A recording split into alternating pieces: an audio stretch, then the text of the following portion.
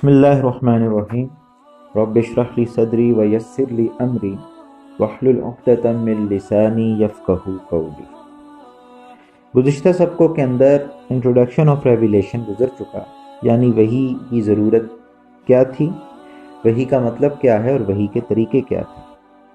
آج کے سبق کے اندر انٹروڈکشن آف قرآن یعنی قرآن پاک کا تعارف کیا ہے۔ آج کے سبق کے اندر ہم سب سے پہلی چیز جو پڑھیں گے وہ قرآن پاک کی تعریف ہے۔ دوسرے نمبر پہ قرآن پاک کتنے عرصے میں نازل ہوا۔ تیسری چیز قرآن پاک کو لانے کے لیے درمیان میں کیا واسطہ یوز کیا گیا۔ چوتھی چیز قرآن پاک کس زبان میں نازل ہوا، اور پانچویں چیز قرآن پاک کو اس زبان میں نازل کرنے کا مقصد کیا تھا۔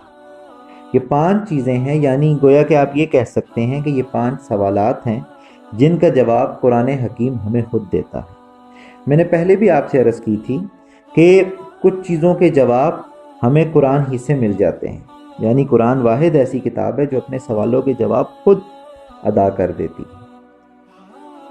قرآن پاک کے بارے میں حضرت علی رضی اللہ تعالیٰ عنہ کی بڑی پیاری بات ہے کہ آپ فرمایا کرتے تھے کہ جب میرا دل چاہتا ہے کہ میں اللہ سے باتیں کروں تو فرماتے تھے میں نماز پڑھتا ہوں، اور جب میرا دل چاہتا ہے کہ میرا اللہ مجھ سے باتیں کرے تو میں قرآن پڑھتا ہوں۔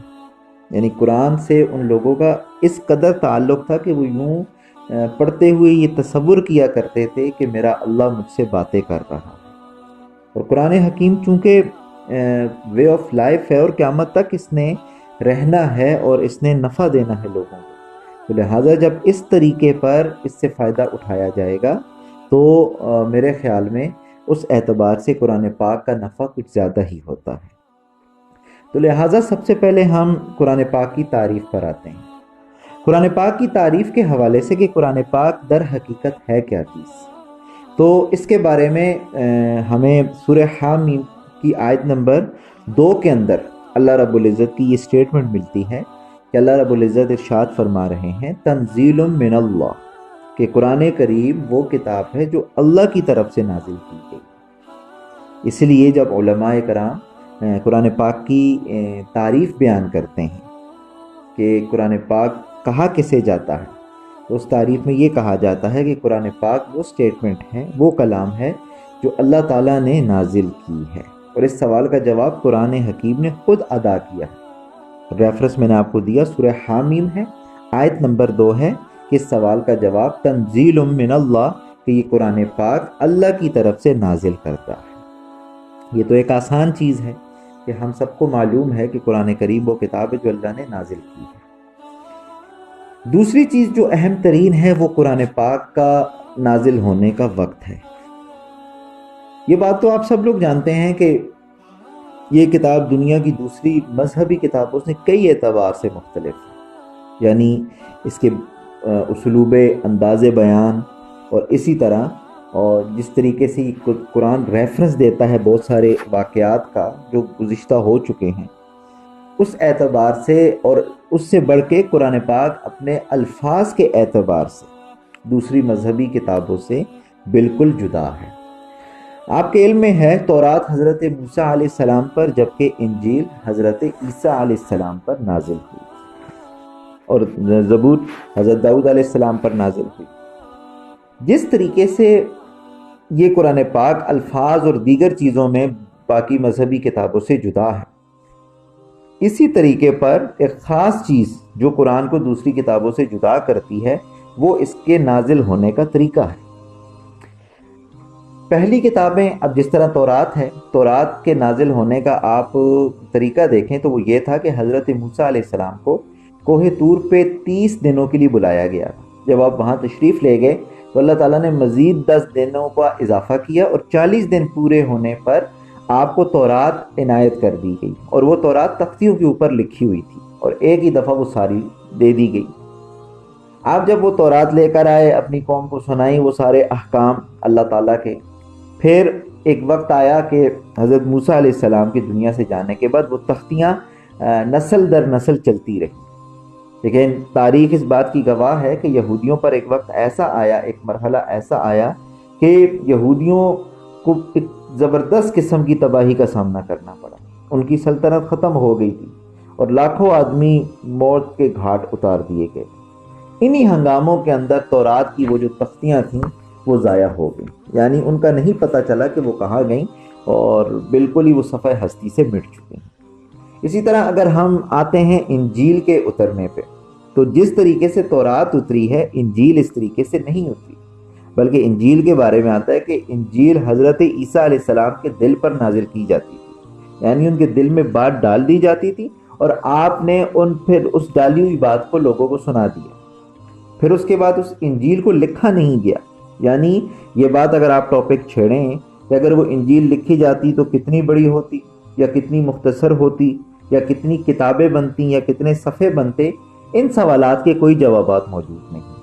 بس اتنا ضرور موجود ہے کہ انجیل حضرت عیسیٰ علیہ السلام کے دل پر اتری تھی اور وہ ایک ہی مرتبہ اتری اور آپ نے وہ احکام پھر سنا دی.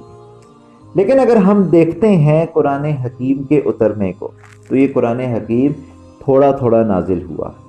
اس کی وجہ کیا ہے؟ 23 سال کے عرصے میں قرآن کو نازل کرنے کی وجہ کیا ہے؟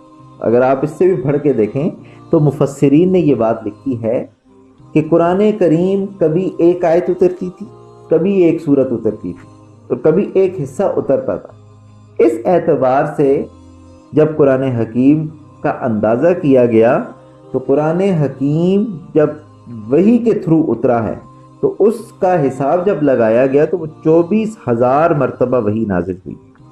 یعنی 24,000 مرتبہ حضرت جبرائیل اس دنیا میں آئے وحی لے کر، اور یوں 23 سال کے عرصے میں قرآن حکیم مکمل ہوا. تو ہمیں اب اس سوال کا جواب ڈھونڈنا ہے کہ آیا ایسی کون سی وجہ تھی کہ قرآن حکیم کو تھوڑا تھوڑا نازل کیا گیا. اگر ہم قرآن پاک کی سٹیٹمنٹ دیکھیں تو ہمیں سورہ قدر آیت نمبر 1 کے اندر اس سوال کا جواب مل جاتا ہے کہ اِنَّا أَنزَلْنَاهُ فِي لَيْلَةِ الْقَدْرِ، کہ ہم نے اس قرآن حکیم کو لیلۃ القدر میں نازل کیا. اب سوال یہ ہوتا ہے کہ قرآن حکیم تو 23 سال کے عرصے میں نازل ہوا، لیلۃ القدر میں کیسے نازل کیا؟ تو یاد رکھیے قرآن پاک کا نزول 2 مرتبہ ہوا. ایک مرتبہ اللہ تعالیٰ نے اس قرآن پاک کو لوح محفوظ سے، یعنی لوح محفوظ وہ تختی ہے جہاں پر اللہ تعالیٰ سب کچھ لکھواتا ہے، ٹھیک ہے نا، وہ جو قلم ہے جس کی قسم کھائی گئی ہے قرآن پاک کے اندر، نون والقلم وما یسطرون، کہ ہمیں قسم ہے اس قلم کی اور اس کے لکھنے کی. فرمایا وہ اس قلم نے اس قرآن پاک کو سب سے پہلے لوح محفوظ میں لکھا، اور فرمایا پھر پہلی دفعہ جب اللہ نے نازل کیا تو وہ لوح محفوظ سے اتارا اور آسمان دنیا پر، یعنی 7 آسمان ہے تو یہ جو پہلا آسمان ہے جو ہمیں نظر آ رہا ہے اللہ تعالیٰ نے یہاں پر نازل کیا. تو فرمایا کہ پہلی مرتبہ ہم نے اس قرآن پاک کو لوح محفوظ سے آسمان دنیا پر نازل کیا، اور یہ ایک ہی مرتبہ نازل کیا. سورہ قدر کے اندر جو اشارہ دیا کہ اِنَّا أَنزَلْنَاهُ فِي لَيْلَةِ الْقَدْرِ، کہ بے شک ہم نے قرآن پاک کو ایک ہی مرتبہ لیلۃ القدر میں نازل کیا. اس نازل کرنے سے مراد یہی نازل کرنا ہے جو لوح محفوظ سے پہلے آسمان پر نازل کیا گیا. پھر اس کے بعد اللہ تعالیٰ نے اس قرآن پاک کو تھوڑا تھوڑا کر کے زمین پر اتارا اور حضور کے مبارک سینے پر اتارا. اس کے بارے میں قرآن کا ریفرنس ہے اِنَّا نَحْنُ نَزَّلْنَا الذِّكْرَ، کہ بے شک ہم نے قرآن پاک کو تھوڑا تھوڑا نازل کیا اور ہم ہی اسی کی حفاظت کرنے والے. سوال کا جواب ہمیں مل جاتا ہے کہ قرآن پاک کو تھوڑا تھوڑا نازل کیوں کیا گیا. پہلی وجہ اس کی یہ ہے کیونکہ آپ کے علم میں ہے کہ قرآن حکیم ایک ایسی کتاب ہے جس نے قیامت تک باقی رہنا ہے. اسی کتاب کے اندر جہاں عبادات سکھائی گئی ہیں وہیں پر معاملات بھی سکھائے گئے ہیں، یعنی جہاں پر انسان کی ذات کو درست بنایا گیا وہیں پر انسان کی صفات کو بھی درست بنایا گیا. قیامت تک اس قرآن نے نفع دینا تھا، تو لہٰذا اس کے اندر ایسے اصول بیان کیے گئے کہ جن کو اتارنے کے ساتھ ساتھ لوگوں کی زندگی میں لاگو کرنا ضروری تھا. اور لاگو کرنے کے لیے یعنی ان اصولوں کو زندگی میں نافذ کرنے کے لیے سب سے بڑی ذات جو تھی وہ حضور سرور کائنات صلی اللہ تعالیٰ علیہ وسلم کی تھی، کہ آپ نے ایک ایک اصول کو اپنی زندگی میں لاگو کر کے بتایا. اس لیے حضرت عائشہ رضی اللہ تعالیٰ عنہ سے جب کسی نے حضور کے اخلاق کے بارے میں پوچھا کہ حضور کے اخلاق کیسے تھے، تو آپ نے فرمایا جا کے قرآن پڑھ لو. یعنی جو کچھ قرآن کے اندر تھا وہ سارے کا سارا حضور کی ذات مبارک کے اندر تھا۔ تو اس لیے قرآن پاک چونکہ قیامت تک رہنے والی کتاب ہے، تو اس کے اندر جتنے بھی احکام بیان ہوئے ضروری تھا کہ انہیں تھوڑا تھوڑا کر کے اتارا جائے تاکہ لوگوں کی زندگیوں میں آسانی سے وہ نافذ ہو سکے۔ پہلی وجہ تو یہ ہے۔ دوسری وجہ یہ ہے کہ قرآن حکیم، چونکہ ہم نے وحی کے ٹاپک کے اندر پڑھا تھا کہ قرآن حکیم جب اترتا تھا تو وحی کی کتنی شدت ہوا کرتی تھی۔ اللہ تعالیٰ کا کلام ہے اور اس کے اندر جلال ہے، تو لہٰذا اگر یہ ایک ہی مرتبہ اترتا، اب جس طرح حضور پر وحی اترتی تھی تو ہم نے پڑھا تھا کہ حضور صلی اللہ تعالی وسلم کو سردی کے موسم کے اندر سخت پسینہ آ جایا کرتا تھا، اس قدر بوجھ ہوتا تھا، جلال ہوتا تھا۔ تو اگر ایک ہی مرتبہ اترتا تو شاید اس کا بوجھ انسانیت برداشت نہ کر سکتی، تو اس لیے اس قرآن حکیم کو تھوڑا تھوڑا کر کے نازل کیا تاکہ اس کے بوجھ کو برداشت کیا جا سکے۔ اور تیسری وجہ قرآن حکیم کو تھوڑا تھوڑا نازل کرنے کی یہ بیان کی جاتی ہے کہ تاکہ صحابہ کرام اس تھوڑے تھوڑے قرآن کو یاد کر سکیں، یعنی ایک ہی مرتبہ نازل ہو جاتا تو شاید یاد نہ کر سکتے، اس لیے اللہ تعالیٰ نے طبیعت کے مطابق اس کو تھوڑا تھوڑا کر کے اتارا۔ تو جب تھوڑا تھوڑا قرآن اترتا تھا تو ہر ایک صحابی اور ہر صحابیہ اس قرآن کو حفظ کر لیا کرتے تھے۔ تو لہٰذا یہ 23 سال کا عرصہ جب کمپلیٹ ہوا تو آپ صلی اللہ تعالیٰ علیہ وسلم نے جب آخری موقع پہ فرمایا کہ جب یہ آیت ہوتی الیوم اکملت لکم دینکم واتممت علیکم نعمتی ورضیت لکم الاسلام دینا، کہ آج کے دن ہم نے تمہارا اسلام تمہارے لیے مکمل کر دیا، تمہارا دین تمہارے لیے مکمل کر دیا، اور اسلام کو تمہارے لیے ہم نے پسند کر دیا بطور دین۔ تو صحابہ کرام کہا کرتے تھے ہم سمجھ گئے تھے کہ حضور جس مقصد کے لیے دنیا میں تشریف لائے تھے وہ آج کمپلیٹ ہو چکا۔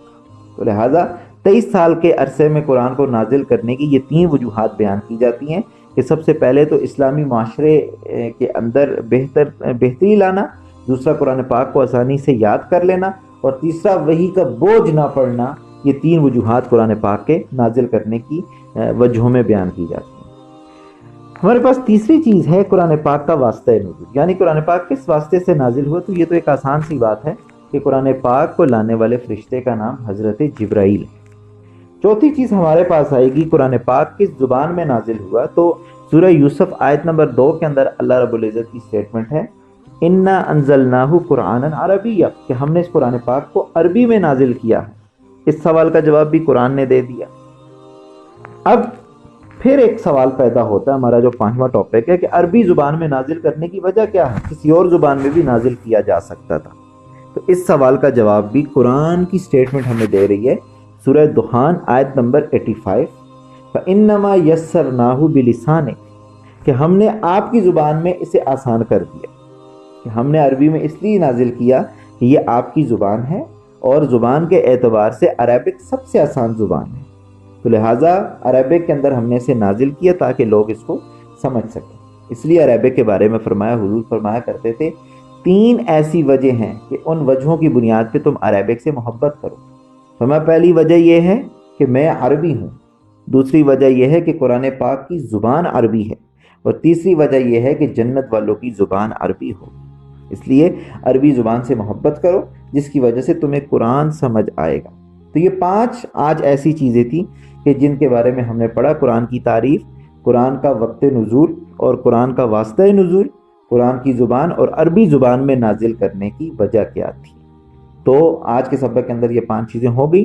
کل کے سبق کے اندر قرآن پاک کا مقصد اور قرآن پاک کے حقوق کے بارے میں ہم پڑھیں گے۔ جزاکم اللہ خیرہ۔